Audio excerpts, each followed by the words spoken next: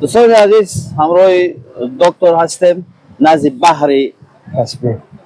بله شما فکر اندیشه خود رو در راجع به این بحر و راجع به این سفرهای چند روزه که با هم دیم در گوناگون منطقه های ایران ابراز اندیشه نمی‌رود دکتر کم این طرف قدم زدیم که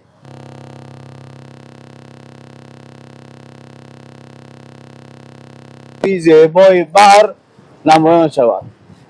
گفتنی های خیلی شما بحر بیننده ما ابراز می‌داره نزد بحر ساحل بحر بازندران.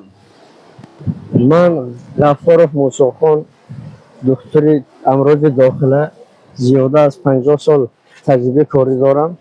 ما با یک گروه طبیبان بین المللی و نویسندگان تشکیلات بین المللی نویسندگان و طبیبان جهان در تاجیکستان به سفر جمهوری اسلامی ایران برآمدیم تا که ما در کنگره بین المللی طبیبان و نویسندگان اشتراک کنیم و زیارت قبر سینا رو گیریم. برای همین ما به تهران آمدیم. از تهران انا کمک من درباره فعالیت اولین سینا میگم که اولین سینا سال 1980 در دهه افشانه بخارا از عائله تاجیک مادرش سارا بانو تولد شده است و در سن تا 20 سالگی همه علم‌های زمان خود را از بر کرده همچون قابوس انسیکلوپدیست انا خود را معرفی کرده است. برای همین در سن 20 سالگی ابوالعلی سینا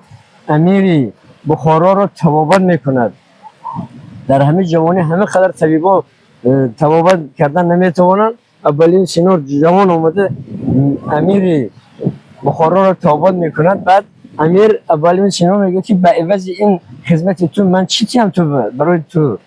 بعد ابوالعلی سینا میگه که به من اجازه دهید به کتابخانه شهر بخارا که بسیار کتابخانه بزرگ بود در اومدن من دانشم را مکمل تر کنم.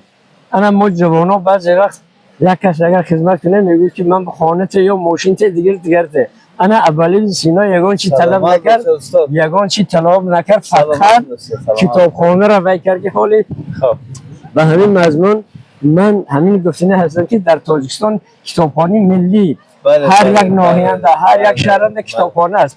جوانا رو تشویق میکنم که بله اما کتابخانه به حوض کنن شب کنن که این پرزیدنت ما در آزمون های تشکیل کردگی همین جوانان علم از خود کنن بله علم از خود کنن علمای زمانوی حاضر رو از خود کنن تاجیکستان رو به پیش برن. برای همین انا بعد